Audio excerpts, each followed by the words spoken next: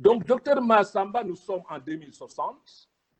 Et votre arrière-petite-fille Maïmouna, qui est fille de votre arrière-petit-fils Massamba, qui est votre nom, vous dit, Mam, parce que selon ma capsule robotique, il paraît qu'en 2021, il y avait une grande pandémie au Sénégal qu'on appelle Covid. Alors, Mam, raconte-moi, pendant cette période, est-ce que tu as admiré une femme pour son leadership? Et dis-moi pourquoi. Mam, je veux que tu me racontes l'histoire de cette femme, mais Mam, il faut tenir compte du fait que je n'ai que 5 minutes parce que j'ai un rendez-vous avec mon ami qui est sur la Lune. Alors Mam, tu as la parole. Raconte-moi l'histoire de cette femme que tu as admirée pendant ce temps de Covid. Massamba, à vous la parole.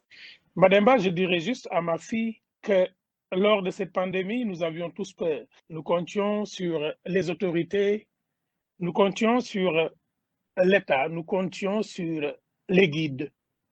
Quand subitement une femme est sortie de nulle part, une femme est sortie et s'est mise devant les hommes, tous les jours leur disant de n'avoir pas peur, les rassurant tous les jours à 10 heures, se plaçant devant eux, alternant avec celui sur qui reposait la santé, le ministre d'alors. Cette femme s'est révélée dans sa posture qui chaque jour sur les Sénégalais. Je vais te raconter, ma petite fille, l'histoire d'une femme, la première femme de l'histoire du Sénégal qui a été nommée première femme médecin-chef de la région médicale de Dakar entre 2005 et 2015. Je vais te raconter, ma petite fille, l'histoire d'une femme mémorable, une femme secrétaire générale syndicaliste du SAMES de 2006 à 2011. Je vais te raconter, ma fille, l'histoire digne d'une femme héritière des femmes de Nder, l'histoire digne d'une femme qui a fait ses études à Claudel, à l'université Cheikh Anta Diop, là d'où tout est parti.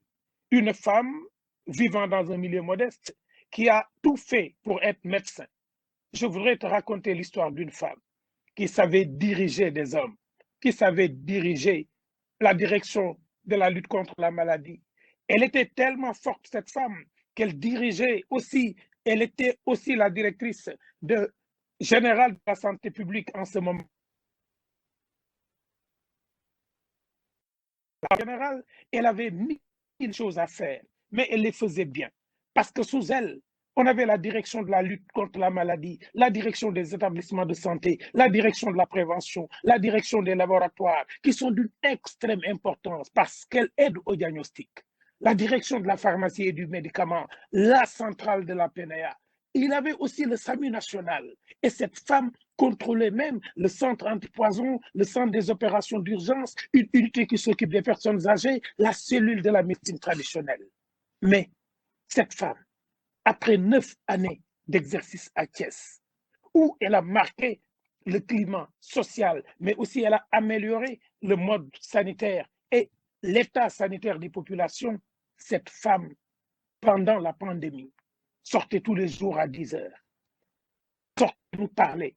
Mais elle pouvait nous parler parce que quand elle était jeune, elle a milité dans les mouvements de la Croix-Rouge, cœur vaillant, vaillante.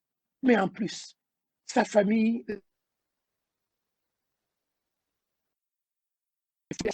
et tous les jours, à 10 heures, venait nous dire que nous devions espérer. Chaque fois que je la regardais, je pensais à ce qu'elle disait. Oui, j'aime, à mes heures perdues, laver le linge chez moi. Et je me disais, mais comment cette dame peut-elle être aussi puissante dans ce pays, tenir les rênes de la direction générale de la santé et dire qu'elle lave le linge. Donc, on était capable d'être une femme active, moderne, engagée et garder l'essentiel de la gestion de sa famille. Alors, cette femme m'a ébloui, ma petite fille. Cette femme, j'ai décidé de lui dédier l'ode de ma vie.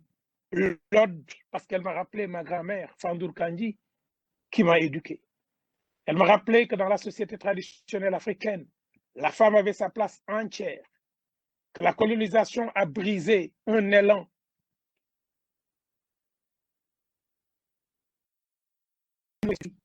je te donnais sa photo, que j'ai gardée depuis lors, que tu l'accroches comme modèle dans ta chambre et que tu deviennes docteur. Parce que je voudrais que tu sois Marie-Khemesse Ngom Ndiaye.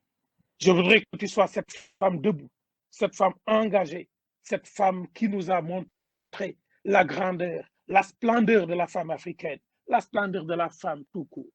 Alors comprends qu'en ce mars-là, que j'ai envie de raconter la dernière histoire. Parce que ce soir, je sens mes forces qui me lâchent. Je sens que ceci était mon dernier message. Je te l'ai transmis. Garde-le. Transmets ce message à tes enfants.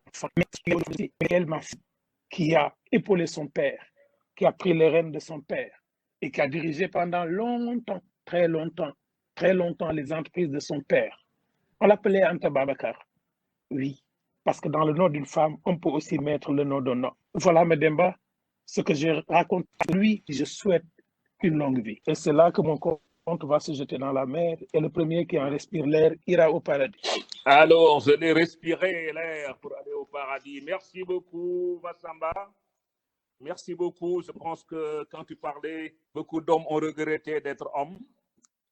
Il y a des mots, quand tu l'entends, tu as envie finalement d'être femme et d'avoir cette ode, d'avoir cette éloge, d'avoir ces mots qui, je pense, ont touché toutes les femmes et ont touché également tous les hommes, puisque peut-être que chacun de nous a sa part de femme dans lui et chacun de nous peut-être aussi a pensé à sa maman, a pensé à sa fille, à sa sœur, à toutes ces personnes qui chaque jour sont avec nous. En tout cas, Massamba, merci beaucoup. Je demandais d'ailleurs si ce panel était enregistré, parce que ça aurait été intéressant de réécouter encore ce que vous venez de dire. Et je pense que votre petite fille de 2060 aura quelque chose à raconter à ses amis qui sont en tourisme sur la Lune quand elles reviendront. Je vois